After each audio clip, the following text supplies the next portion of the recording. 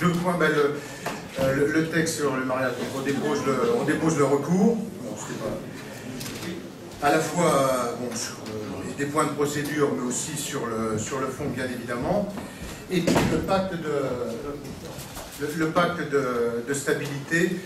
Donc ce soir, on va revenir sur les défauts, bon, à la fois sur la trajectoire, c'est-à-dire sur les indicateurs qui sont catastrophiques, hein, que ce soit sur à la fois sur le montant de la dette, je prends mes notes, sur le montant de la dette, où on est à 95%, 94% du montant de la dette sur le PIB. On a également sur les autres indicateurs, sur les dépenses publiques, où là on doit être à 57%, quelque chose de ce niveau-là. Et puis également donc dette publique, niveau des prélèvements obligatoires, niveau de dépenses publiques, et puis des vrais sujets d'insincérité des prévisions, puisque vous avez vu que ce soit à la fois par le Haut Conseil des finances publiques ou par le FMI, il y a une remise en cause des prévisions, notamment sur la croissance, sur le passage des 0,8 au 0,1, et les 0,1 sont contestés, et que ce soit également sur la trajectoire des déficits publics. Ensuite, sur la présentation qui nous est faite, les difficultés à boucler le budget 2014 avec les 20 milliards, bon, c'est un sujet qu'on conteste complètement, puisque ces 20 milliards, c'est 14 milliards de dépenses, de diminution des dépenses publiques, mais on ne sait toujours pas où sont ces 14 milliards, quelles dépenses publiques on va baisser. C'est ensuite 6 milliards d'impôts nouveaux qui avaient été annoncés, que ce soit sur l'impôt, la fiscalité écologique, ou les annonces de baisse des niches fiscales. Et puis, dernier point, au-delà de cela, l'analyse que nous portons, c'est qu'on ne sera pas donc aux 20 milliards annoncés, c'est-à-dire 14 de dépenses plus 6 de fiscalité, mais on sera vraisemblablement à 32-33. Puisqu'il faut ajouter à ces chiffres les 6 milliards d'euros qui avaient été annoncés par Jérôme Cahuzac comme étant ce qu'il avait appelé la fiscalité des mesures one-shot. Donc par définition, s'ils étaient one-shot l'année dernière, il faut bien les retrouver cette année. Donc c'est 6 milliards nouveaux qu'il faut retrouver. Et puis les 7 qui ont déjà été votés mais qui ne sont pas en application, ceux sur la TVA. Donc ce qui fait que si vous faites l'addition, vous êtes entre 32 et 33 milliards d'euros, ce qui nous amène à une situation très compliquée sur le bouclage du budget 2014. Et personne ne sait aujourd'hui comment on peut boucler le budget 2014.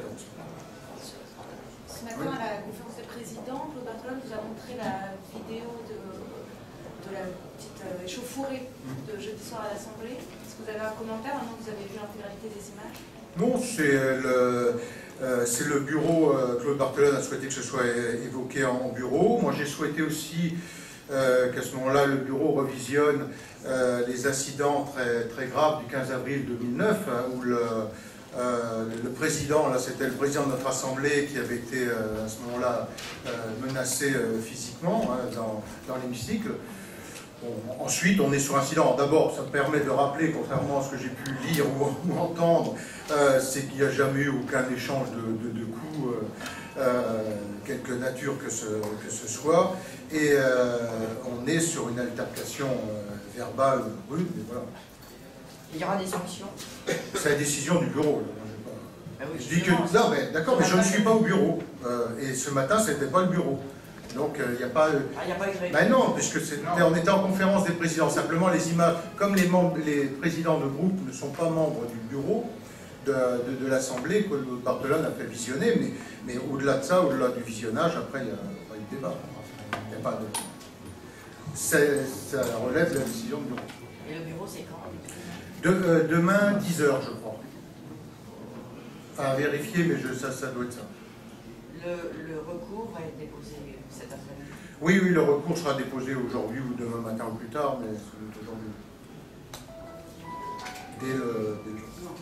Quels sont les motifs les plus lourds dans votre recours? Il fait 40 pages. Il fait beaucoup de pages. Sur la forme, on a au moins trois points si on veut regarder les... je ne le trouve pas, mais enfin bref, je l'ai en tête. Sur les 3 points sur la... enfin peu importe. Les 3 points de forme, on a l'étude d'impact qui n'a pas été réalisée ou qui l'a été vraiment de manière indigente. On a également la procédure parlementaire qui n'a pas été respectée. Je vous avais alerté à ce moment-là sur le droit aux 50 heures, qui est de droit, qui est inscrit dans notre règlement, qui est indiscutable, qui a toujours été utilisé. Et puis, on a également le recours aux ordonnances pendant la navette parlementaire, sans justification juridique. Voilà sur quelques points sur la forme. Et sur le fond, on a le mariage tel que défini depuis 1792, qui en permanence a toujours été considéré comme un principe fondamental reconnu dans les lois de la République comme étant l'union d'un homme et d'une femme. Donc ça, est-ce qu'il est donc dans le bloc de constitutionnalité ou pas? On a l'affiliation, qui a toujours eu dans notre droit de l'affiliation une origine sexuée, donc aussi un sujet. L'adoption, la discrimination sur l'accès aux origines entre les enfants, pour les enfants adoptés, le contournement du principe des lois bioéthiques.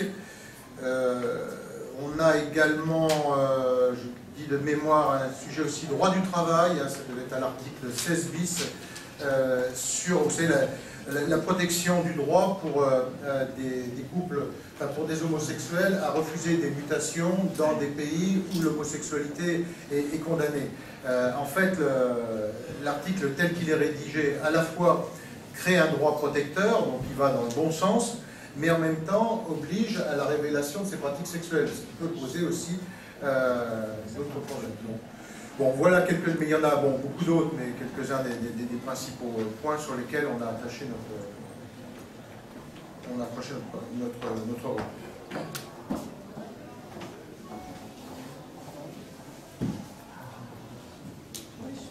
Sur ce sujet, vous prévoyez plus d'abstention qu'à la première lecture? Oh non, je pense que le vote sera le même qu'en première lecture. Il y avait combien d'abstentions? 5, oui, ça doit être 5 ou 6, non 5 abstentions et 2 pour. Ouais, bon, je pense que, oui. Donc il n'y a pas de collègues qui m'ont dit qu'ils changeaient d'avis par rapport à la première lecture.